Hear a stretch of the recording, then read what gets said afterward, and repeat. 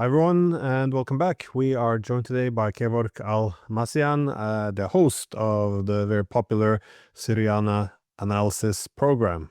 So welcome. It's good to have you on. It's a really pleasure to be on your show. Thank you so much for having me. Well, I wanted to speak with you about Syria because, well, you've been covering this topic since forever, and for years you warned that the United States and its allies were supporting terror groups in the efforts to topple Assad. As you know, this was sold to the public as supporting moderate rebels, in which the US cooperated with Saudi Arabia, other Gulf states, allegedly to support democracy and promote human rights. Now, this succeeded, and as you predicted, we now have a former ISIS under the leadership of Jolani in power of Syria. Now, it's very hard, unlike in the past, to dismiss this as propaganda, given that he was on the US terror list himself with a bounty on his head. But nonetheless, it's being now whitewashed, and he cut his hair and he wears a suit, so now he's moderate. But how can we understand how we got to this point and what is actually happening in Syria now? Actually, if in order to understand the Syrian conflict, we have to put it in a proper context, and that is why Syria was targeted. Was Syria targeted because of the lack of democracy? Was the lack of freedom of expression? No. Of course, Syria was not Switzerland, and to be very frank, there was a political authoritarianism, which means you have the social freedoms, or you used to have the social freedoms in Syria, you used to have the religious freedoms in Syria, and you can practice your religious and cultural affairs in all the way possible, as long as you're not intervening in other people's affairs. Now, the problem with Syria was that as long as you don't come after the head of the state and you don't pose a serious, let's say, security or political threat against the head of the regime, then nothing is going to happen to you. On the other hand, the alternatives, which were the Nusra Front, ISIS, let's say Ahrar al-Sham and the others, they were promising an Islamic state in the country, which means they were not going to bring democracy. And even worse, they were going to bring an Islamic theocracy to the country, which is, in my opinion, worse than a political authoritarianism. Now, why the Americans, the Brits, especially the CIA, the MI6 and the MIT jumped the wagon of the regime change? Because of the geopolitical posture of Syria in the region, especially after the invasion of Iraq. When Colin Powell came to Syria, he presented a list of demands from Bashar al-Assad, telling him that he has to reorient Syria's geopolitical posture from being a member in what used to be called the axis of resistance into the moderate Arab camp, which means Saudi Arabia, UAE, Egypt, and other countries who normalize ties with Israel, whether tacitly or over the table. Now, after these incidents, the United States imposed sanctions on Syria, was under George W. Bush. And President Bashar back then, he accelerated the support to the non-state actors in the region who were fighting against the US and Israeli hegemony, one of which was Hezbollah, Hamas, Islamic Jihad, and some of the groups in Iraq. So this was when the president of Syria back then crossed the red line, according to the American decision makers or the planners there, and they wanted to topple him. Now, the French back then, they persuaded the Americans, telling them that we have to give Bashar another chance. They invited him to Paris in 2008. This was during the French National Day. And they have given him the red carpet treatment. They have treated him like he is a world leader. They put him on a podium alongside all the world leaders, including Ban Ki-moon, the foreign ministers, the presidents, the prime ministers, all around the world. They were gathering there, including the prime minister of Israel back then. And this was the moment when the French have set a trap for Bashar on the podium, that they wanted to push him to shake hands back then with the prime minister of Israel. If you go back to the archives and watch this video on how Ban Ki-moon was talking to Bashar, the Emir Hamad bin Jassim was talking to Bashar, and many others were physically pushing him to shake hands with Olmert back then, and he rejected that. And this was the moment when they decided that it is not possible to persuade Assad to become friends with Israel and eventually friends with the moderate Arab camp. And this was the same year when the former French foreign minister, he confessed on France 24, saying that he was contacted in 2008 after this incident by his British counterparts, telling him that if he wants to participate in a regime change operation that is going to start in Syria soon. And 2 years later, the Arab Spring started, and 1 year later, the Arab Spring has moved into Syria. So this was the main consideration why they wanted to destabilize Syria, to bring, let's say, a puppet government which can normalize ties with Israel. But Israel had a different strategy in mind. For Israel, it is not enough to have a neighbor country like Syria, which has a centralized government and normalizing ties with Israel. For Israel, they wanted to fragment Syria as well, to balkanize the country. And that is why the Israelis and the deep state in the United States, they have supported these radical Takfiri elements in the country because they know once this type of elements come to power, they will destroy the centralized government completely. They will destroy the state institutions. And after that, they will come after the social structures, the social components in the country. So they would destroy the nation state, and they would also destroy the social contract in the country, which was built on coexistence between 20 different sects and ethnicities. And this is exactly what happened now. Once Jolani came to power, the state institutions were completely destroyed. Israel intervened and destroyed the Syrian army completely, wiped it out, especially the strategic weapons. And then Jolani went after the minorities, like the Alawites first, the Shiites, and now he's coming after the Druze community. So this is all going according to the plan. It's a civil war already, and they want to prolong it as long as they can to create mini-states in the country. Before the regime change, people used to identify themselves as Syrian. I'm a Syrian of Armenian ethnicity.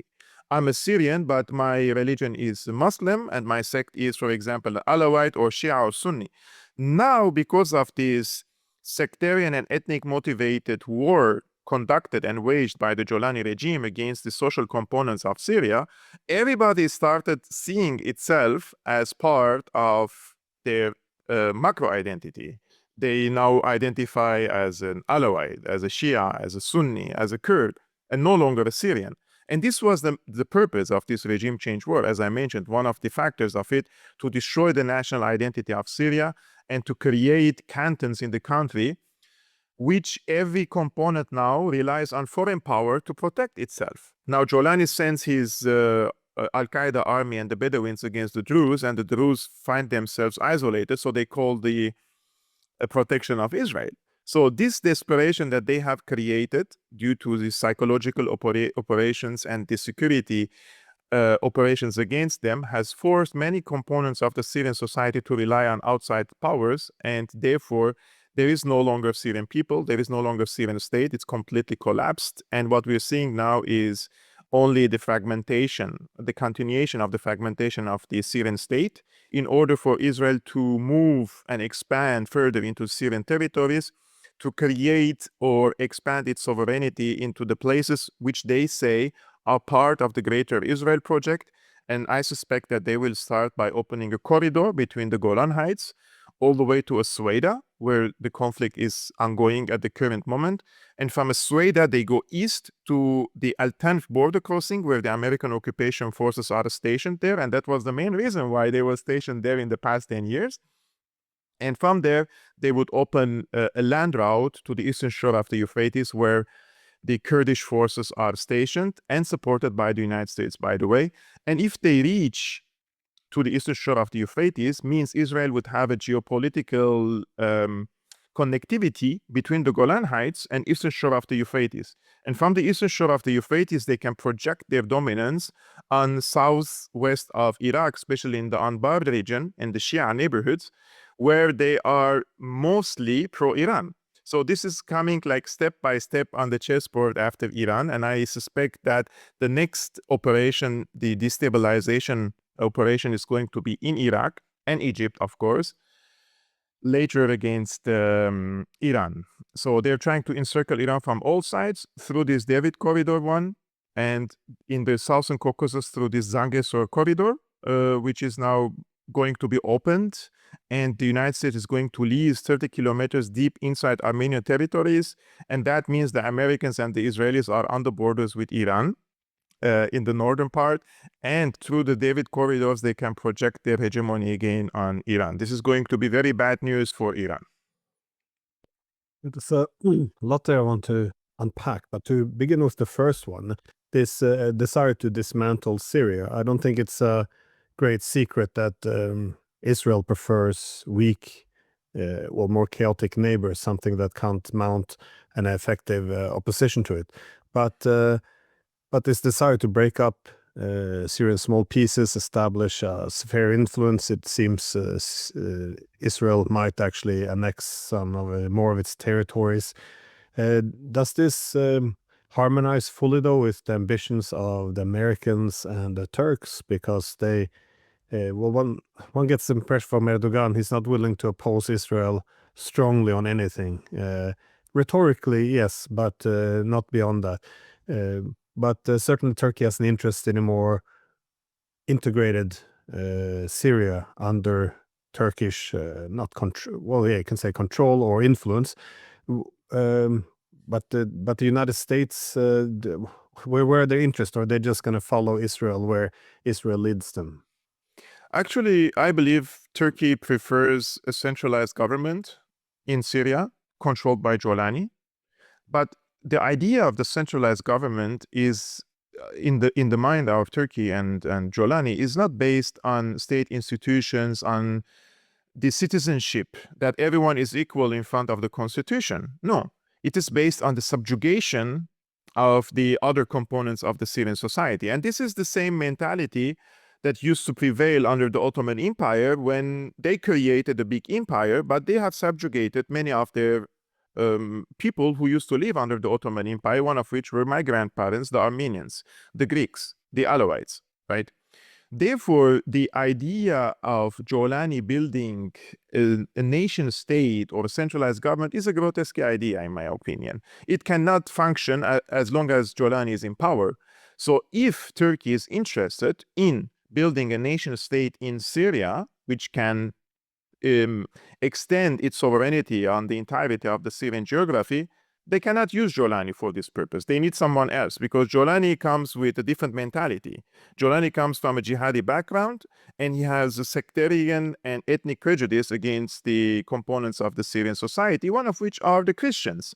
So one example is when the terrorist attack happened in San Elias Church in Damascus a few weeks ago. Jolani didn't call it a terrorist attack.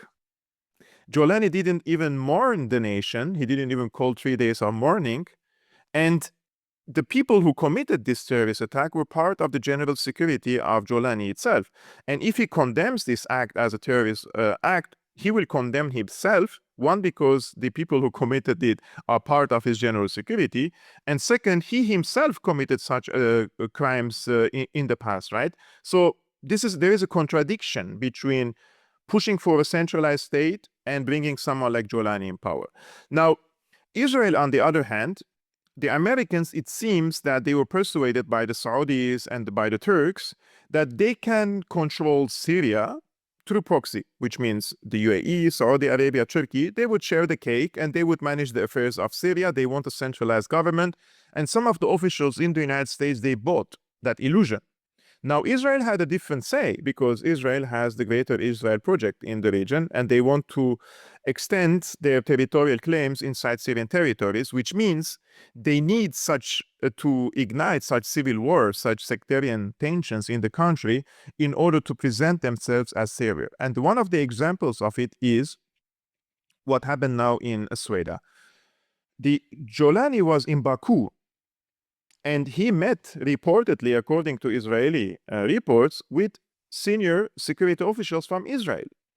And once he landed in Damascus, he unleashed this attack against the Druze community in Sweden. Now, the PR machine of Jolani they, especially the British side, they came all saying that, oh, there was a misunderstanding. Jolani misunderstood Israel, and he thought that there is a green light from Israel and the United States to bring As-Sueda back under its patronage. Now, if this is correct, if this theory correct, then they used him as the Saddam Hussein 2.0. Because remember, when Saddam attacked Kuwait, he sent a letter back then to the American ambassador and trying to test the waters to see if the Americans would mind if he invades Kuwait. And he didn't receive an objection from the Americans. They didn't tell him yes, they didn't tell him no. He thought there was a green light and he attacked Kuwait. And what happened after that? They destroyed his army on the way when he was withdrawing from Kuwait, and then imposed draconian sanctions on him. So if this theory is correct, then they have used him as a sacrifice cow, just like they did with Saddam Hussein in the 90s. But I don't believe in this theory. I believe that Jolani has been selected for the purpose of starting this type of sectarian civil war in the country in order to create vertical lines in the Syrian society. And he successfully managed now to create these vertical lines. Once this attack happened against Sweden, the people in Sweden, they no longer see themselves as part of the Syrian state and the Syrian nation any longer. They don't want to be part of it. And the rest of the communities, for example, the Alawites, they see the same thing, but the Alawites do not have arms and they don't have any regional power in their back. But now if you come to Syria as a regional power or an international superpower and say, I am the protector of the minorities in Syria, every single minority in the country, including the Sunni secularists, will come and say, I don't want to be under the Jolani regime. I would be better off and protected by any of these regional powers, which means the meal is already ready. It's being cooked. It's being cooked for over 14 years, and the meal is already ready. And the amount of desperation they have spread among the Syrian people by the sanctions, by the devastating impact of the wars, by the trauma, and now by the sectarian civil war waged by the Jolani regime. Even if the other day I said, whoever comes and presents itself as a savior of the people, they will accept it. They will accept the evil, they will accept the shaitan, they will accept anyone if this power can save them. So this is the overall situation in Syria, which means that the Syrian, it's not only the Syrian nation which has collapsed, it's the Syrian soul. And the Syrian soul, which I know from Syria because I lived most of my life there, is this social contract between us and all the other people in the country. That is, I respect you, you respect me, I mind my own business, I follow my own rituals, we follow your own rituals, but this has all gone at the current moment, and there is no longer peace and coexistence among the Syrian people. Something quite remarkable, if not impressive, by the ability to sell the incursion or the division of Syria as a humanitarian goal. But again, why mess with a recipe that is applied to every single conflict, it seems, but this time with Israel committing a genocide on one side of the border, and on the other side of the border they're now the humanitarian protector from the government which they helped to bring into power. I mean, it's quite extraordinary, but it does appear that much of the media is following the narrative which is being handed to them.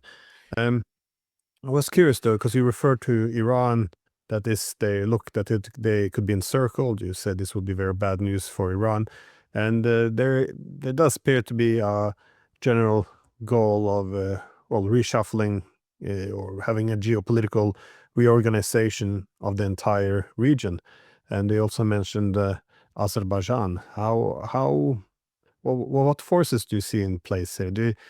Obviously, the U.S. And Israel are not done yet with Iran, but it seems as if they would have preferred to fight Iran through a proxy, which is why I thought selling weapons to Jolani and the new authorities in Syria could be one step towards this goal. And many people also now look towards Azerbaijan's increasing leaning towards Israel. Again, this is not a new thing.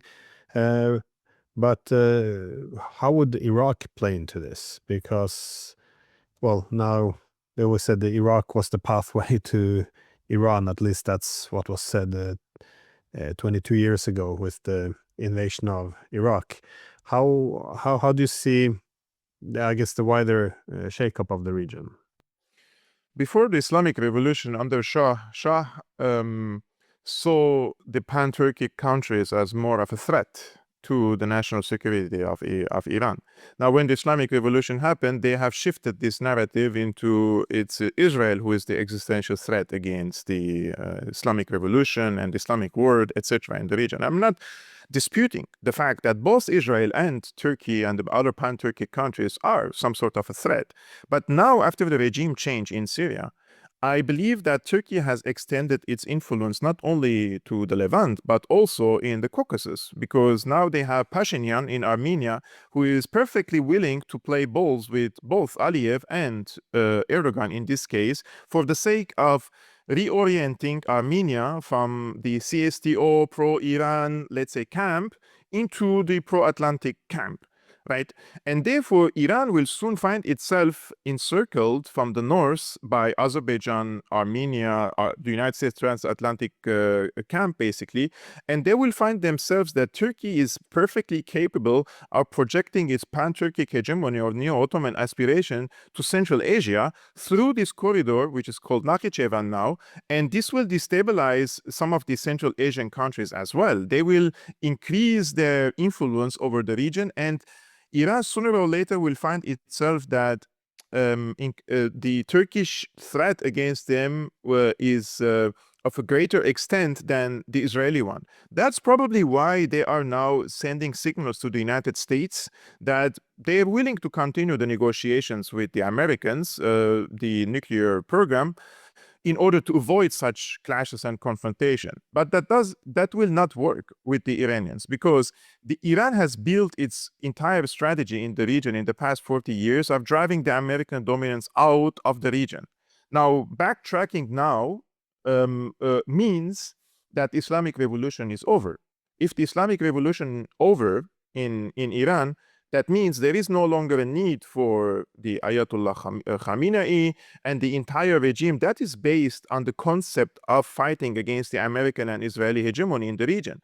So what has been done basically after October 7, the Israelis came after every player in the axis of resistance and knocked them out or localized them and cut this axis by accelerating and restarting the regime change operation. Meanwhile, Iran preferred to lead the axis from the back. They didn't want to come to the front line and fight the fight for themselves unless they were seriously hit by the Israelis. But I can assure you, according to information, a very reliable one, that the Iranians came to Damascus. This was in June 2024, and they asked Assad back then to allow them to open a new front line through proxies or through allies against the Golan Heights, against the Israeli forces there. And Assad asked him the following question: if Israel retaliates in a harsh way on Damascus, and they're going to carpet bomb us like they do in the Dahiya, the southern suburbs of Beirut or Gaza, will you intervene? Will Iran come in protection and to protect its allies? And the answer was passive. So Syria rejected to open a new front line against the Golan Heights.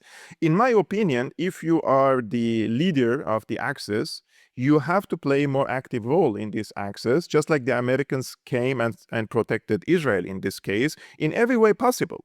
Militarily, logistically, intelligence level, etc. But the Iranians preferred to lead it from the back, and they call this the strategic patience. But the strategic patience has become a liability now for Iran. And they are in a very bad geopolitical shape at the current moment, that even though they are showing signals that they want to negotiate with the Americans, but the Americans and the Israelis see the weakness of Iran at the current moment on this geopolitical chessboard in the region, and they know that the Iranians prefer to preserve their national security and territorial integrity.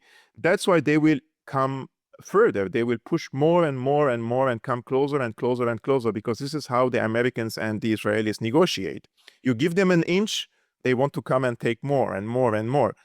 And in this case, I believe that Azerbaijan is going to play a central role, which, remember, during the 2020 and 2023 conflict in Nagorno-Karabakh, Artsakh, Iran sided with Azerbaijan. Iran said that Azerbaijan has a claim over Nagorno-Karabakh and they supported it. But they have shot themselves in the leg. And I asked a few Iranian officials back then, I said, what are you doing?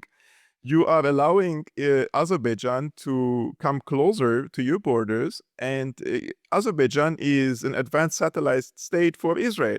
According to WikiLeaks documents, the Mossad operatives say, I'm quoting them, that they feel home in Baku. There are no restrictions for them. And what are the Mossad operatives doing in Baku, basically? They're destabilizing Iran, right? And now that Azerbaijan occupied Nagorno-Karabakh, they have established 3 air bases there. To who are these bases directed at? At Iran. And on the borders between Iran and Azerbaijan, now Israelis have built what is called smart villages.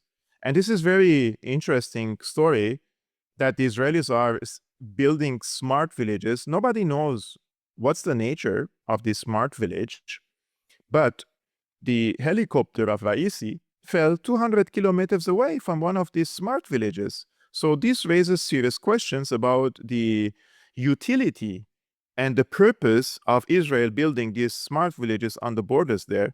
And if we listen to the claims of some Iranian reports, some of the drones attacked against Iran came from Azerbaijan. So in this case, I see that Iran's passive, let's say, posture that they want to lead from the back has backfired against them. And now they see themselves in a situation that they want to preserve their national security and territorial integrity. But rest assured that the Israelis and the Americans aren't done yet with them. As much as the Iranians will give compromises, they will come after them, because they know that Iran has lost its leverage, especially the allies who were perfectly capable of establishing front-line deterrence against Israel, for example, Hezbollah, that if you attack Iran, we have friends and allies on your borders perfectly capable of destroying some of your settlements. But remember, in the last attack against Iran, Hezbollah didn't intervene, because Hezbollah has been localized, because Hezbollah knows at the current moment that its existence and the existence of its people, the Shia community, is in jeopardy, is in great threat. So they prefer to preserve themselves locally inside Lebanon, also expecting an attack from Syria. Now on their borders, you have all these jihadists and these so-called Bedouins, many of whom were ISIS, and now they are called Bedouins. Why this experiment of normalizing this jihadi scene in Syria, it will be copied, and they will unleash these Bedouins and these ISIS hordes soon. If Hezbollah doesn't disarm, Tom Barak continues saying Hezbollah has to disarm itself. It's a crazy idea. It's like you have to disarm yourself waiting for the knife to come to your neck. No, they're not. They will not disarm themselves, and they will fight when the time comes.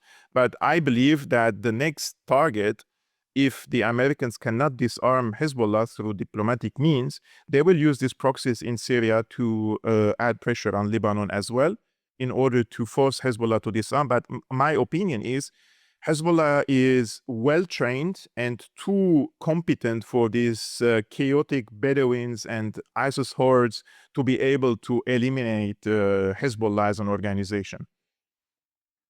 Yeah, that's a good point. And then, yeah, many people have been expecting this, that as Syria fell, that the new terrorist proxies now running Syria, that they would likely be used to go after Hezbollah in Lebanon as well. But I find Turkey to be very interesting in all of this, because they are playing a big game. And as you said, when Turkey can connect properly with Azerbaijan, they'll have a nice northern flank against the Iranians, but also strong access into Central Asia.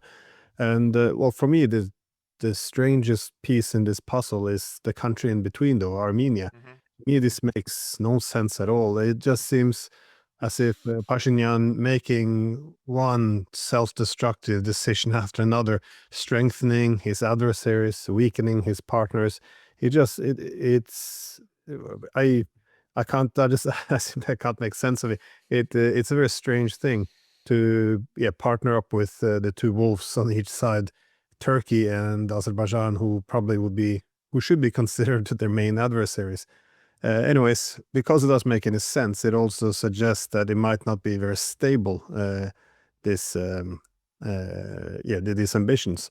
And this seems to be a common theme with Turkey, though. That is, especially under Erdogan, they always have great ambitions, always very deceptive in how they pursue these ambitions. But there's also a tendency by Turkey to overplay its hand. That's why I want to ask you, what do you make sense of what could happen, not just in this narrow region, but if you widen it out, because you have big actors such as, well, obviously Russia is not happy to see what is going on in the Caucasus, with especially what Azerbaijan is doing these days. But you also have countries like China, who is not gonna let Iran fall. So what do you see in this dynamic? What are you reading into it? First of all, I want to comment on Pashinyan. You said it doesn't make sense, and you're the expert. Sorry if I can interrupt. Based on national interest, it doesn't make sense. Yeah, exactly. And it doesn't make any sense, and you're the expert on this. And when it doesn't make any sense, and when you see the national interest of Armenia, and you see that they are just walking opposite direction, means there is something, a factor behind the scene that we don't see. But in this case, I believe that the main factor is that Pashinyan came to power, just like the color revolution in Ukraine, for the sake of reorienting Armenia towards the transatlantic camp, just like the color revolution and the Maidan in Ukraine. This is the same script adopted in different places in Eastern European countries or the former Soviet Union countries. And Pashinyan, in this case, he believes firmly that Armenia as a nation state, its history, its civilization, its religion as the first Christian nation on earth, those are all irrelevant. He questions the Armenian genocide. He's fighting against the Armenian Church, Apostolic Church. He's fighting against the Armenian national identity. His popular base, they call the Armenian national identity fascism.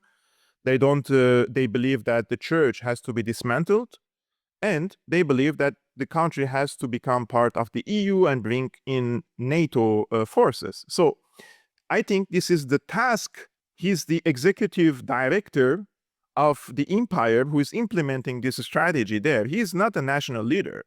He was selected, just like Jolani in Armenia, to lead this move, this shift. Pashinyan is ruling with 13% of popularity, according to the recent Armenian polls. He doesn't have a popular base in Armenia, but he's holding his grip on power because he has created an entire security and military apparatus loyal to him. He has completely kicked out all the former competent generals and security officials and appointed his people in these places. That's why Armenians have lost in Nagorno-Karabakh, right? And losing Nagorno-Karabakh was one of the tasks that he was tasked by these globalists, because they wanted to open this Zangezur corridor between Azerbaijan and Nakhichevan and Turkey for the sake of the transatlantic camp to have this projection of power through Turkey on Central Asia, and especially in the Southern Caucasus. Therefore, in this case, Pashinyan found himself naturally in the same camp of Turkey and Azerbaijan, who are the arch enemies of the Armenian people, and they would not hesitate for a moment to swallow the Armenian nation completely. And if there is anyone who thinks that nations do not die and civilizations do not die and do not demise, I have to remind them about the Assyrian Empire. I have to remind them now about the Syrian nation. I have to remind them about many civilizations which have demise because they made sometimes miscalculations or they were overwhelmed by wars during history. So the idea that Armenia cannot demise is a bollock idea. This will eventually lead to Armenia losing its sovereignty over southern Armenia, especially the Sunnic region, because they're going to lease it to the Americans for 100 years. And this will create tensions between Armenia and Iran. Iran has been a very good neighbor for Armenia for a long time. And Russia is the same thing. In 2016, when Azerbaijan attacked Nagorno-Karabakh, they had the same forces, they had the same strength, but they couldn't occupy Nagorno-Karabakh under the former president or prime minister back then, Seyyed Sarkisyan, because he had a great relationship with all the powers, with Russia, with Iran, with the United States. That's the position of Armenia. It should have good relationship with both camps. It shouldn't be a pawn in this geopolitical conflict and become a weapon against any of the sides. If Armenia plays this dirty role in the region as a small country, the size of my finger, if you look it on the map, they would demise and they would be swallowed by these regional powers. That's the thing that I'm most worried about because I'm ethnic Armenian and I'm trying also to raise an alarm about this case since 2018. But the same way many Syrian people were propagandized by the press, Armenians are the same thing. Glenn, there are millions and millions of dollars spent by these NGOs and this USAID and all these liberal organizations inside Armenia for media outlets, for the newspapers, etc. Kaya Kallas, the other day when she was in Yerevan, you remember what she said? She said, we want to spend, I don't know, $10 million or something on the independent Armenian media. The idea of bringing two words, independent and $10 million together, it doesn't match. How are you going to establish an independent press if you're funding them, which means they will follow the diktats and the editorial lines of the funders? And what is the interest of the EU in this case? It's the interest of opening this Nakhichevan. It's the interest of keeping the EU observers on the borders. It's the interest of kicking the Russian influence out of the Southern Caucasus and Armenia leaving the CSTO and joining the Western camp. I'm not against good relationship with the West. Don't become a pawn. The example of Ukraine as a huge country is in front of you. Armenia is the size of one city in Ukraine. So how are they going to manage their own security if, God forbid, a war erupts once again? And Azerbaijan continues saying, Aliyev, he says on a tape video that we see Armenia as Western Azerbaijan province.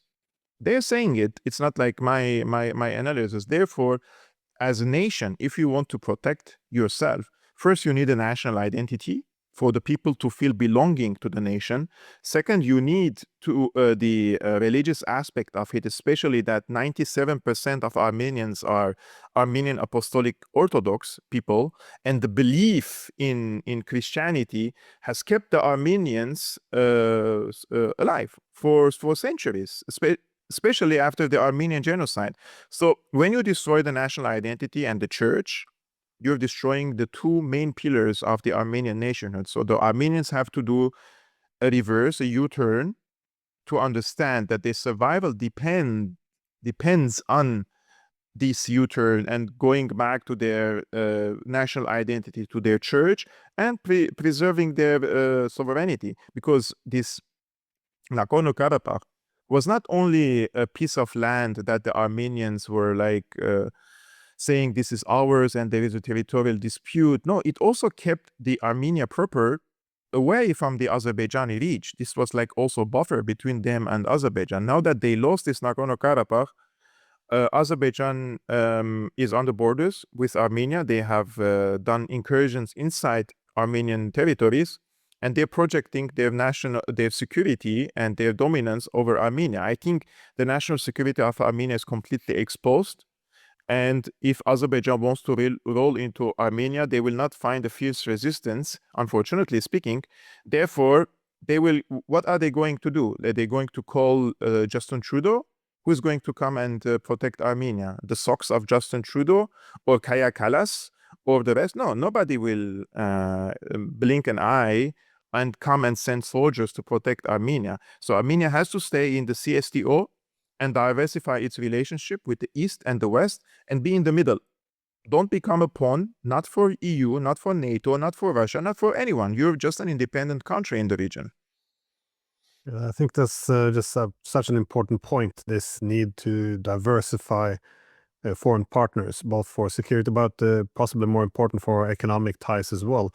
This is really the difference between being a partner of a powerful state or being a pawn. And I remember I always gave the same advice for Ukraine as well, which is, pre-2014, that is, you should diversify your economic ties.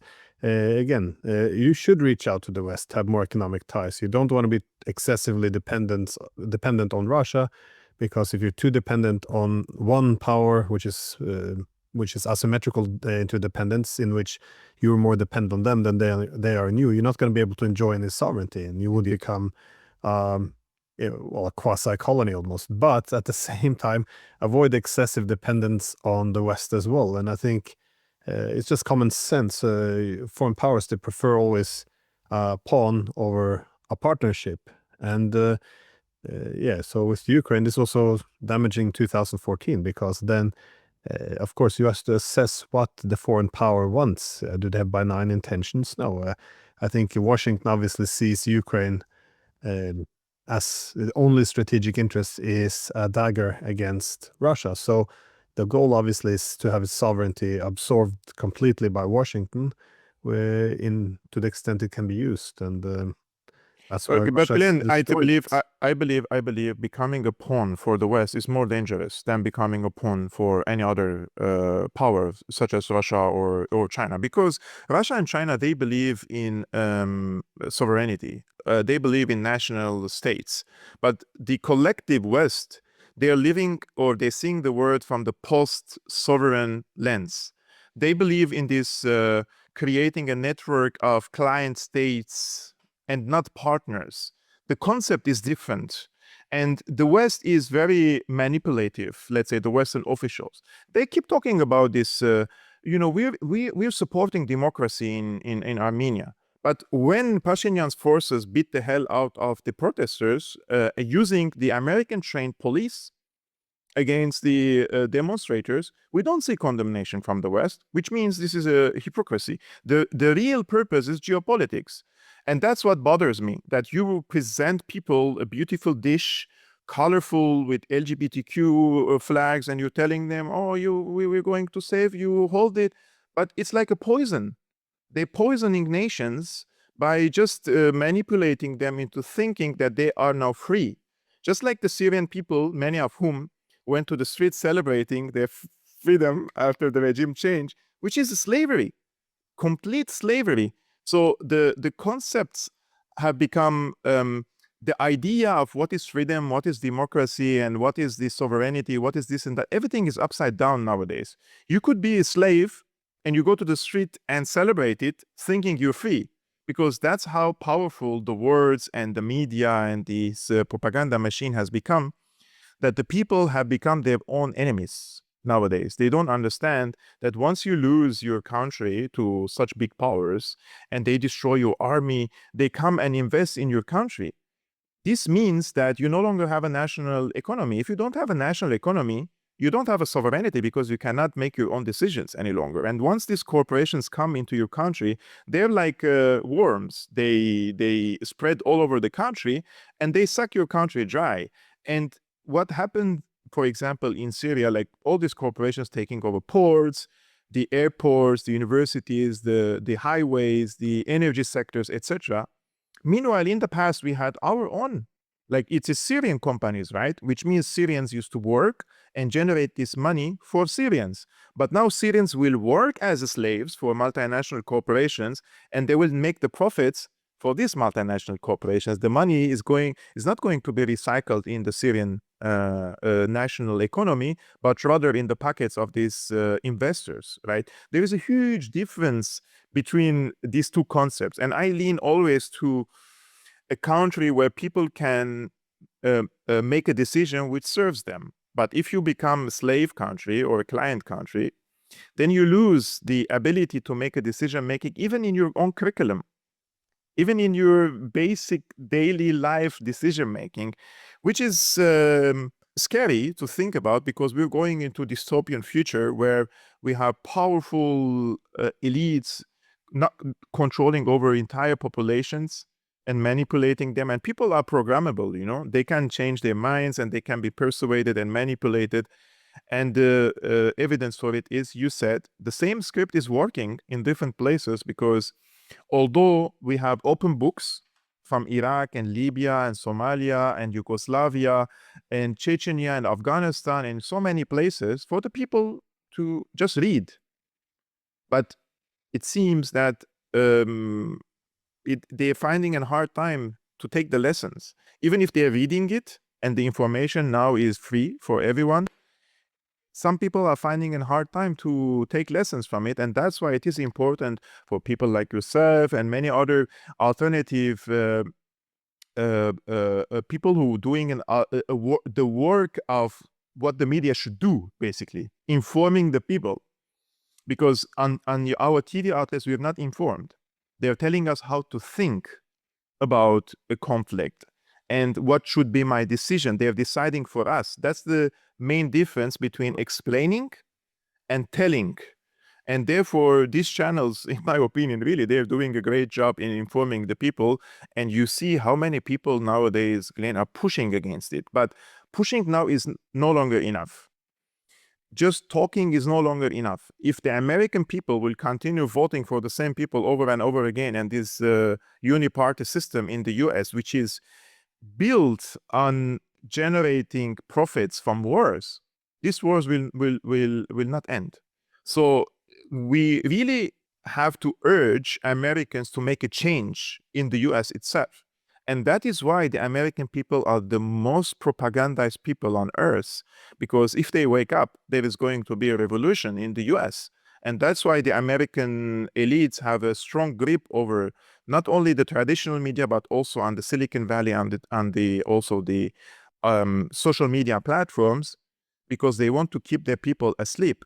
If they wake up and see what this empire has done to the rest of the world, at least after World War II, it is going to create a change. Therefore, pushing alone is not enough, in my opinion. We have to be more active in convincing the American people to take an action inside their countries, and not recycling the same type of criminal mindset people into positions of power, because we are the ones paying for this price. Maybe American people there, they don't see what is happening in Syria. But in 2011, before Timber Sycamore, Syria was one of the safest countries in the region. We had over 7 million tourists in Syria. We had 4+% GDP growth in Syria. I used to be in Damascus and in other places. I see all these foreigners coming from the West for tourism in our country. What has happened now? It has become a Tora Bora. It's even worse than Afghanistan, right? So what has changed? It was the same regime. It was the same regime back then, but it was stable. What has changed is this regime change operation, this destabilization efforts, which was initiated by the CIA, by the MI6, by the secret intelligence apparatuses, for geopolitical reasons, for financial reasons, as we explained during this conversation with you. It continues to surprise me, though, that people always fall for the propaganda, which is how you market the wars. Yes, effective marketing campaign. But and some people were saw it as a scandal when you had those CIA documents revealing in Afghanistan that they used the girls going to school as a way of selling an increasingly unpopular war to the Europeans. But it's strange to me that this becomes a scandal, that this wasn't obvious from day one, that so many people still think that the United States has a security strategy linked to hegemony, global primacy. This is it, how we will stay safe in the world. And yet, when it invades country, it sells this to the public as just pure altruism, just trying to help people. The idea that they would occupy, for example, Afghanistan for 20 years because they wanted Afghani girls to go to school, that this is what drives the policies. I mean, it becomes childish. But the fact that all the media repeats it is concerning. But also, I'm asking if in Armenia as well, I'm a bit surprised that the question should be asked, why is the US so interested in Armenia? What is it about its geography and position which makes it useful? Because this idea, oh, they want to come and help us, that's why they're doing all these things. It's kind of strange. And I always made the same point with Syria, with the Ukraine. You have all these American documents, these American scholars, think tankers, who written books, papers on why pulling Ukraine into NATO's orbit would be the pathway to breaking up and destroying Russia.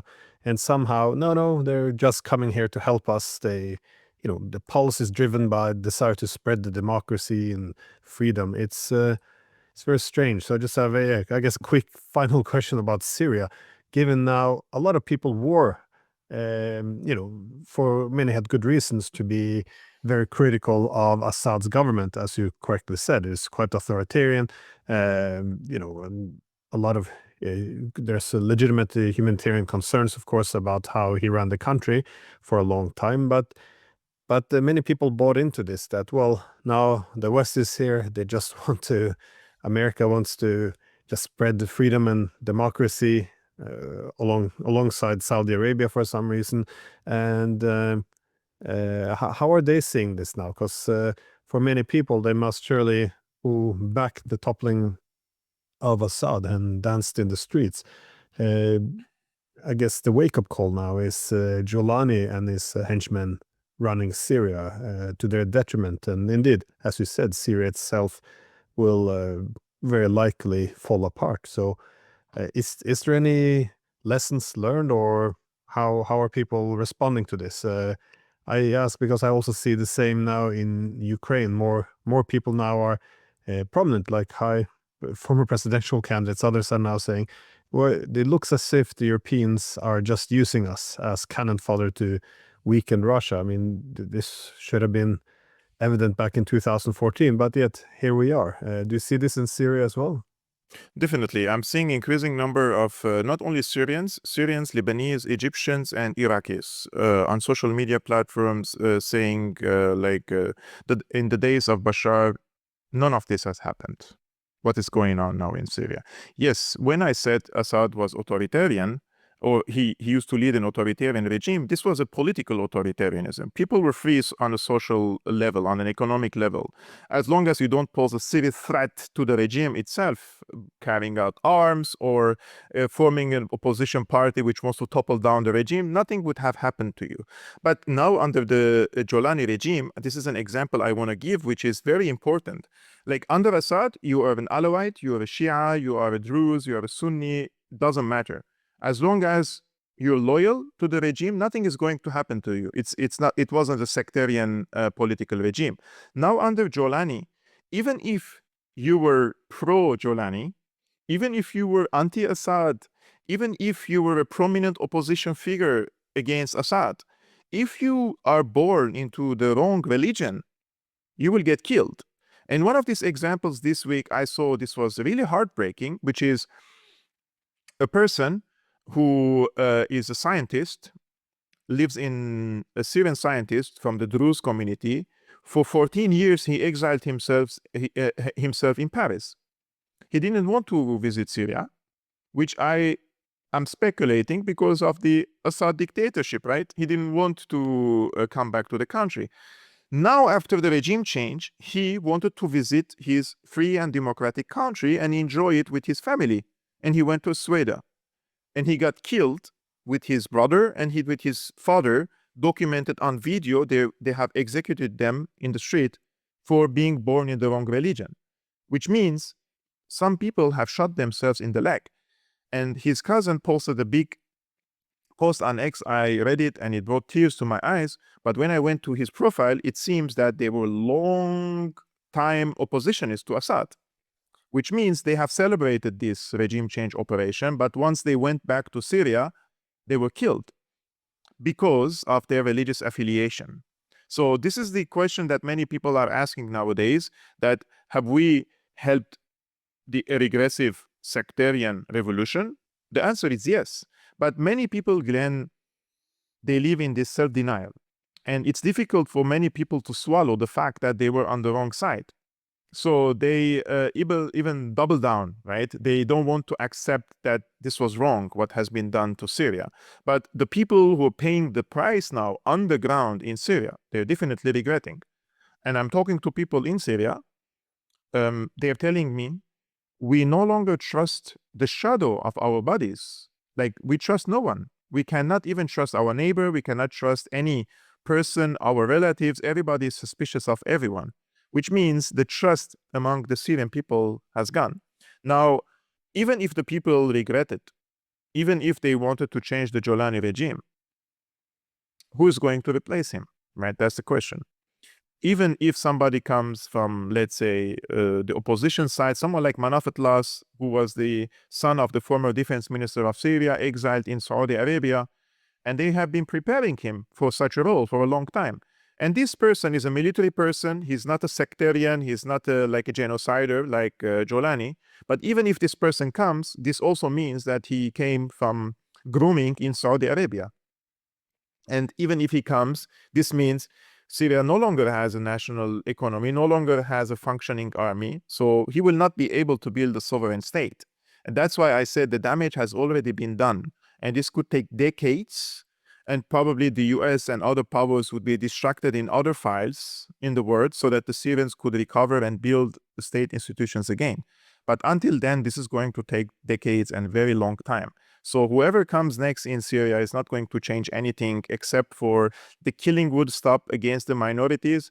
But Syria as a country itself has already been destroyed. You know, you no longer have a you no longer have an access for the energy resources. So how can you build your country?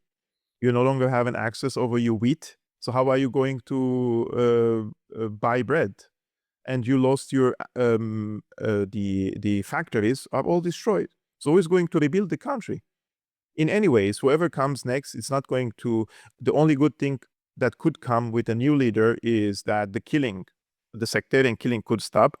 But expecting someone to come with a magic stick in his hand that is going to rebuild the country, it's not going to happen. Logically, it's not possible any longer.